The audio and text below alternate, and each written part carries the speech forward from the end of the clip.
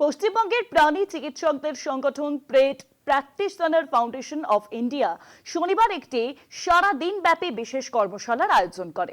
এই অনুষ্ঠানের মাধ্যমে সংগঠনটি তাদের প্রথম কন্টিনিউইং এডুকেশন প্রোগ্রামের সূচনা করল। সংগঠনের সদস্যদের মতে কলকাতায় প্রাণী চিকিৎসা ক্ষেত্রে অত্যাধুনিক চিকিৎসা পরিষেবা, উন্নত চিকিৎসা পদ্ধতি এবং আধুনিক পরিকাঠামো গড়ে তোলার দিকে বিশেষ গুরুত্ব দেওয়া হচ্ছে। পিপিএফকে এর মূল লক্ষ্য হলো প্রাণী চিকিৎসায় আধুনিক ও বৈজ্ঞানিক চিকিৎসা পরিষেবার প্রসার ঘটানো এবং চিকিৎসকদের দক্ষতা আরো উন্নত করা।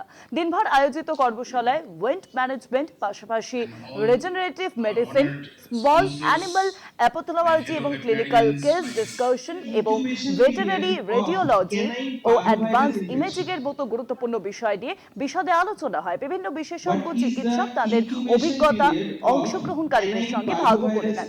সংগঠনের সদস্যরা আশা প্রকাশ করেছেন যে আগামী দিনে প্রাণী চিকিৎসা জগতে পিপিএফকে একটি গুরুত্বপূর্ণ ও ইতিবাচক ভূমিকা পালন করবে এবং আধুনিক ভেটেরিনারি চিকিৎসার প্রসারে অগ্রণী ভূমিকা নেবে।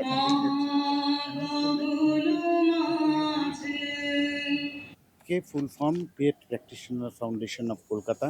আমরা ভেটেরিনারিয়ানরা সকলে একসাথে কলকাতাতে কাজ করব বলেই আমরা এই ফাউন্ডেশন তৈরি করেছি।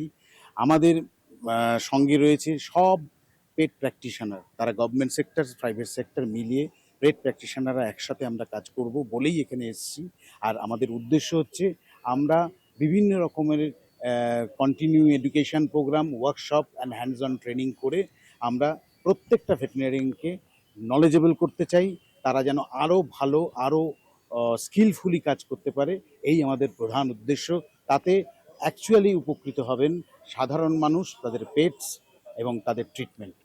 This is totally apolitical association. আমাদের মোটো হচ্ছে আপলিফমেন্ট অফ দিস প্রফেশন।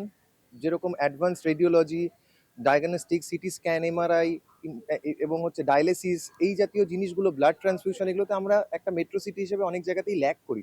তো সেই জায়গাতে প্রফেশনকে কীভাবে এগিয়ে নিয়ে যাওয়া যায় এবং যাতে আমরা আগামী দিনে এই ক্যানাইন প্র্যাকটিস বা ফেলাইন প্র্যাকটিস, যেটা খুব গ্রো করছে day by day, feline practice also, সেই জায়গাটাকে এরকম একটা স্কেলে নিয়ে যেতে পারি যেখানে আমরা প্যান ইন্ডিয়ার সাথে কম্পিট করতে পারি, আমাদেরকে বাইরে কোনো কেস রেফার না করতে হয়।